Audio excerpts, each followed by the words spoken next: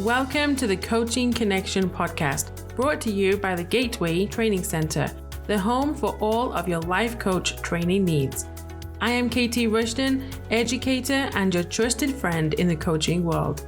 I am here to share with you best practices, coaching examples, and tools to help you on your professional coaching journey.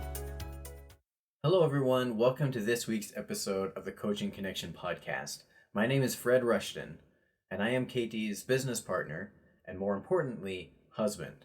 Now, I'm sure you're wondering, where is Katie? Hello, I'm here. The reason I am joining Katie today is because we are going to be demonstrating a coaching session highlighting a concept that was introduced in episode 3, which is information exchange strategy. This is a concept that comes under the umbrella of motivational interviewing, which is taught by Stephen Rolnick and William R. Miller. As a coach educator, one of the questions that I get asked frequently is it ever okay to offer education and advice to those that I work with? And my answer is, it depends. As coaches, we may provide expert guidance and resources education where those that we are working with lack that expert knowledge. It is really important that we share information and education only from the areas where we have professional credentials. If somebody that we are working with has needs beyond the scope of our education and experience, then it is important to refer out. Once I share that, it's often followed by the information exchange strategy. As a recap, the 3 steps are elicit, provide, elicit. The first elicit is to ask the person, what do you already know about? Allow them to share, and then follow up with, what would you like to know about? And then as you provide, you keep it short, simple, and to the point. The third step is then to ask, what value do you take from what I have shared with you today? If it's a resource that you've shared or something that will take time for the person to go and explore and learn about, then you would follow up in the session afterwards. You want to be able to give autonomy and ownership to the coachee and make sure that you are asking questions that evoke that change from within and allows them to own how they apply into their life the information, education, nugget that you share with them. Now we are going to go through the demonstration of this skill. As we do, see if you can hear those 3 steps: elicit, provide, elicit. What would you like to discuss today that would be the biggest benefit to you right now? I would like to become more effective and efficient with how I manage my time so that my time doesn't manage me. And how would you describe how you currently manage your time? Poorly. I use a calendar. I attempt to use a calendar. I have a to-do list here, a project list there, a whiteboard with future plans. It all seems like it's spread out on different pages, different places, different programs, and I need to rein that in. That certainly sounds like you've got some scattered information all around you all the time. Mm-hmm. And I imagine that leads to a lot of frustrations and generally overwhelmingness. It's confusing. I have in my mind what I want to work on, what I'm doing. It's just that it gets to that point where there's so much to do and I don't know where to begin because I have scattered it, like you mentioned, that I don't want to do any of it. And so I know that I need to also manage the emotions that I'm experiencing when I do get overwhelmed and make sure that I am aligned there. So I'm hearing that there's a couple different layers to what you're hoping to focus on. So there's the organization of your schedule, as well as the emotions you experience with regard to the tasks that you have. Now, what do you feel like you need to focus on first to begin this process? Oh, good question. Can I say both? They both have a high priority. For our discussion, I would like to focus on the organizational part because as September hits, I have several courses that I'm teaching. I have several projects that I'm working on behind the scenes, and I need to have a sense of clarity and order there.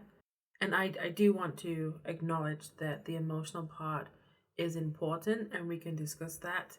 I need to manage that as well, allow myself to feel and work through that so that I don't get distracted. That is key for this conversation, though. I do feel the priority is to get some order. So, beginning with the order of things will kickstart the process, and I imagine also begin to help straighten out the emotions behind it as Mhm. well. What sort of things have you done in the past to organize your schedule? I have used to do lists.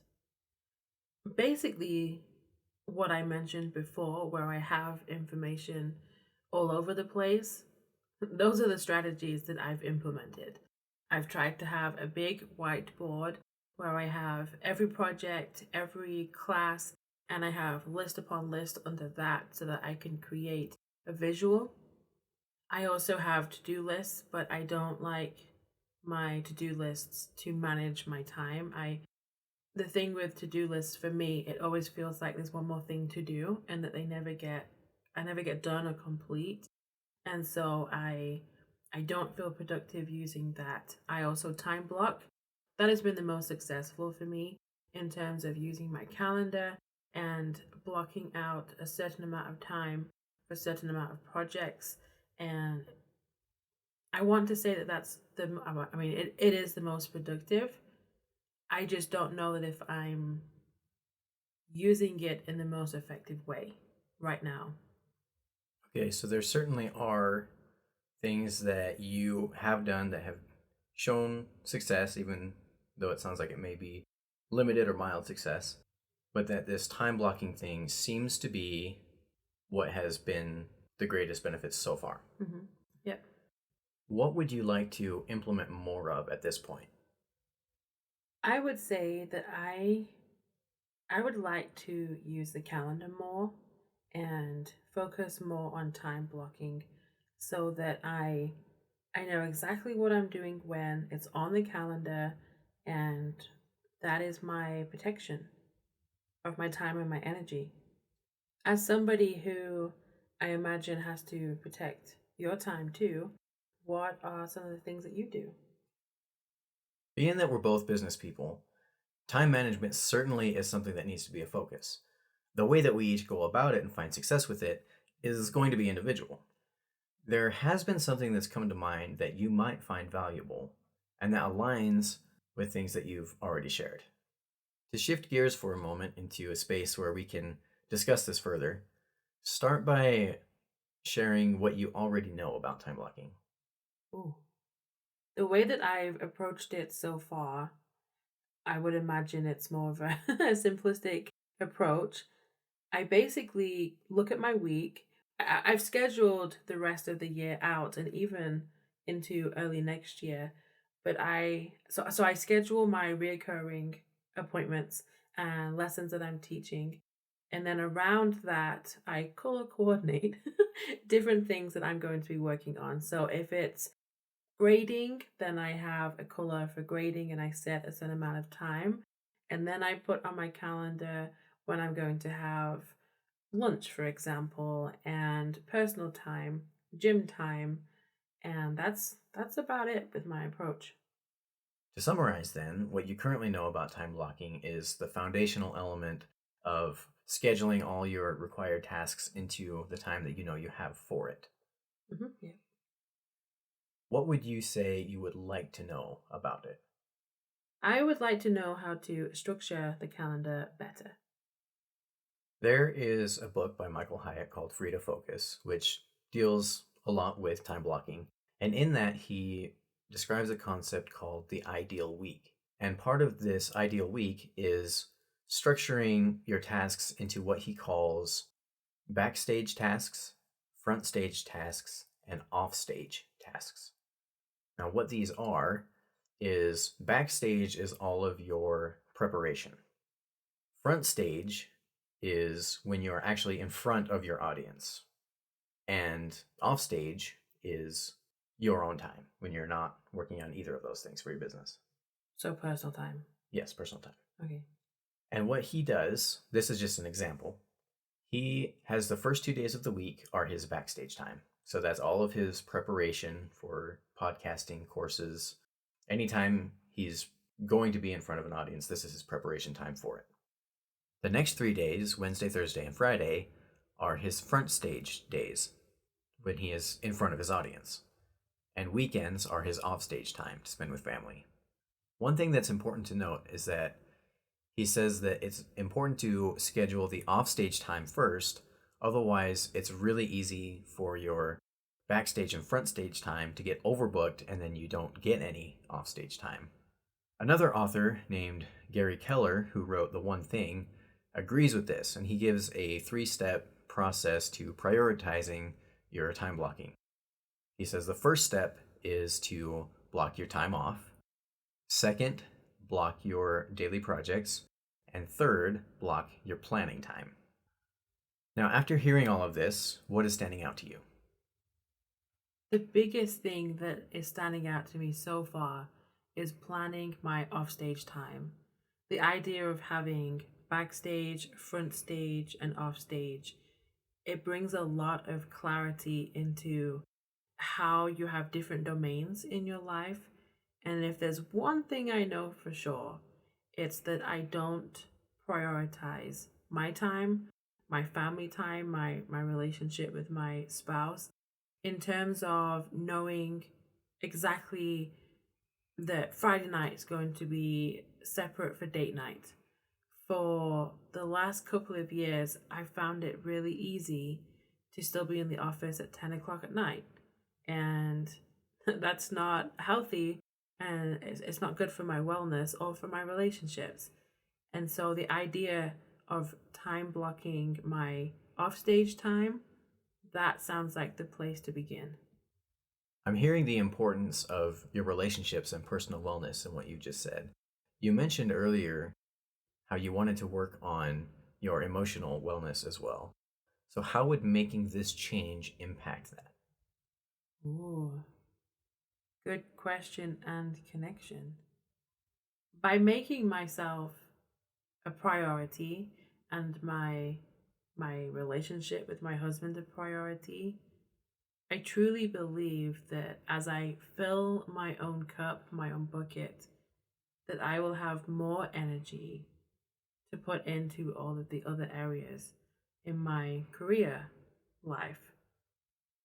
And so I think that would be, it's interesting to me how I originally said, I know I want to work on both of these areas, and I kind of disconnected them somewhat, but in reality, they are connected. And so it sounds so simple, like such a simple change to make. By making that offstage a priority, it is going to give me time to do the things that I love, to rest, to listen to my body, to read a book that is just for fun, to listen to music, to do something different, get out of the environment of the office and explore life, the world.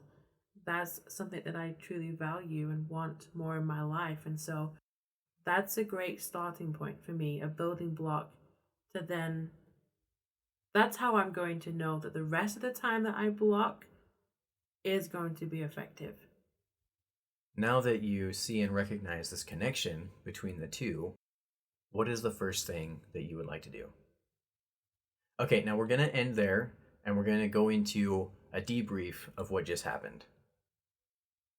One of the first things that I want to highlight is that we took a magnifying glass on a 12-minute conversation to show you the process behind elicit, provide, elicit.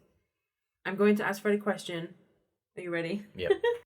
If that had been a 45-minute, an hour session, and you were coaching me on that very goal, what else would you have done?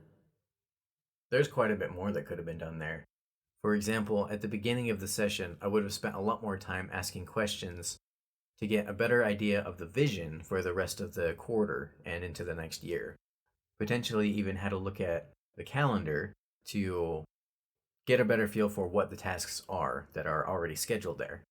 Then, after the information was shared, we could have gone back to the calendar and then classified each of the tasks as front stage or backstage and had a closer look at how they could be organized in such a way as to promote success. There are three other concepts that I want to draw your attention to that I felt you did particularly well.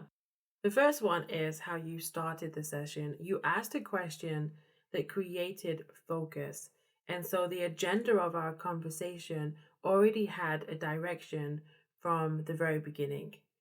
And then the way that you ended, although you may not have asked that question so soon had it been a full session, you ended with a question that led to action. You asked me, well, now that you've had that insight, what are you going to do? What's the first thing that you want to do? And then, right in the middle, the transition or the bridge between coaching and education, you used something that I like to use myself, which is saying the phrase, let's shift. What was your purpose behind using that this time? The purpose behind it is to show that there is a definitive difference between coaching and then providing information or education. It's common in the coaching industry to say, going to put on my educator hat. This was just a simpler, easier way to make it clear to the coach and the coachee that the lens has shifted from a coaching approach to an educating approach. The last thing that I would like to share with you is a reminder not to go to elicit, provide, elicit as your first line of defense. And by that, I mean, don't be so quick to want to offer education and advice. Part of coaching is going through the struggle of change and experiencing the growth from experimenting with new ideas as those that we work with look for solutions to what they would like to change in their lives. One of my favorite adverts from back home in England is the advert for Pringles. Once you pop the lid of the Pringles and you've had one, the likelihood is you'll have multiple. And the line is once you pop, you cannot stop. To compare this to coaching, once you start giving advice, it becomes easier for that style to be the default. And if it becomes the default, that is when you have switched chairs, switched roles. You are no longer being true to the psychology behind coaching. In conclusion, the take home message that we want you to get from this episode is twofold. First of all, that there is a safe and secure structure for coaches to be able to share information, which is elicit, provide, elicit. And secondly, don't become reliant on this approach. If you are interested in becoming a life coach, reach out to learn about our upcoming January training course. If you are already a life coach and want to practice similar concepts that we have taught today, reach out to learn about our member zone. You are also welcome to get in touch with us with any ideas you have for future episodes.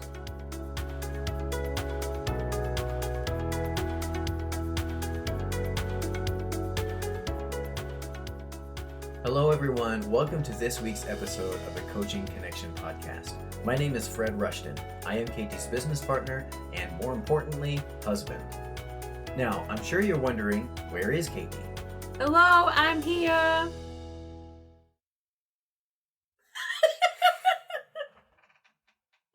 You're so loud.